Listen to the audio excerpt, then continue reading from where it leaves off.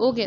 सो उसको क्योंकि वो रमज़ान में आ रहा है और उसको वो चीज़ फॉलो करनी है, तो हम जो कहेंगे कि ये उसके लिए ऑब्लिगेशन है, ठीक है, sources of obligation for the parties to them. तो उन स्टेट्स के लिए, चाहे वो अमेरिका से बिलोंग करते हैं, चाहे वो ब्रिटिश से बिलोंग करते हैं, उनको ये चीज़ रिगार्ड करनी पड़ेगी। फिर article 38 of the ICJ statute which uses the term international convention, वो इंटरनेशनल लॉ का इंटरनेशनल कन्वेंशन ट्रीटीज़ को इंटरनेशनल कन्वेंशन के साथ डिनोट करते हैं। Concentrate upon treaty as source of contractual obligation, ठीक है, क्या सोर्स करते हैं कि ये एक कॉन्ट्रैक्चुअल एप्लीकेशन है, मतलब आपने अमेरिका के साथ, आपने इंडिया के साथ इसको एक ऑब्लिगेशन के तौर पर साइन किया हुआ है, but also acknowledges the possibility of a state expressly accepting the obligation of a treaty. उनकी ऑब्लिगेशन तो है और साथ में वो एक्नॉलेज भी करें इस चीज़ को कि the possibility of a state, के जो स्टेट है वो इसको फुली एक्सेप्ट करेगी इस ट्रीटी की ऑब्लिगेशन को, और इसको ये नहीं होगा कि सिर्फ इनफॉर्मली जो है ना, बस मतलब ऐसा नहीं है कि आपने ट्रीटी साइन कर लिया किसी भी नेशन स्टेट के साथ और वो उसको एक्सप्रेसली एक्सेप्ट नहीं करी in front of their public, और उसके बाद जस्ट उन्होंने अपने फ़ायदे के लिए ये चीज़ को एक रिटेन कर लिया है, ठीक है, मतलब आपने चीज़ को एक्सेप्ट कर लिया लेकिन आप उसको शो नहीं कर रहे अपने एक्ट्स के साथ, ठीक है। तो ये कहती है कि जो इंटरनेशनल कन्वेंशन है, एक तो उनको ये कॉन्ट्रैक्चुअल ऑब्लिगेशन के तौर पे इसको कंसीडर करना है ट्रीटीज़ को, और उसको एक्नॉलेज भी करना है अपनी पब्लिक के अंदर कि हम इस चीज़ को सपोर्ट कर रहे हैं, ठीक है।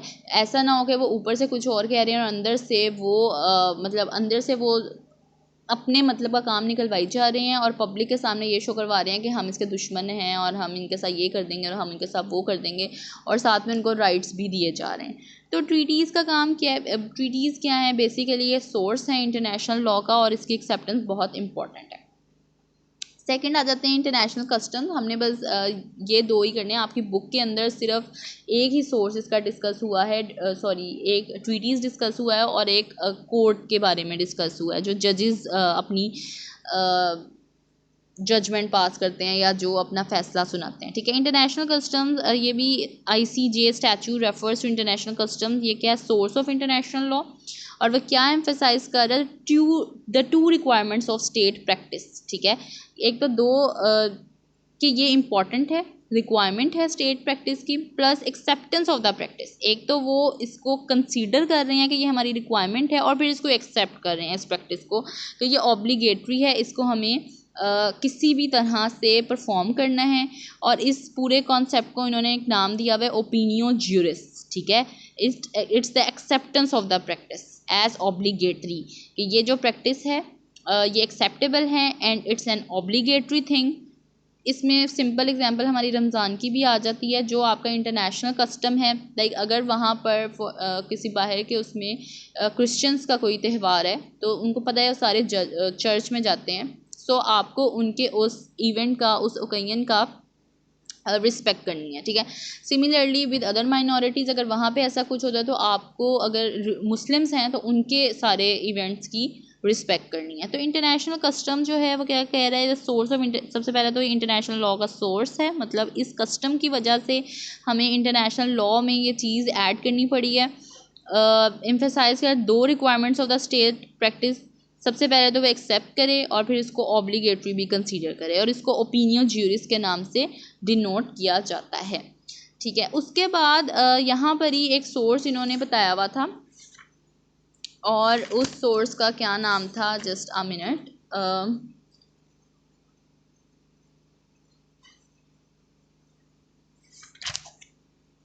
The legal commentaries on international law are another valuable source।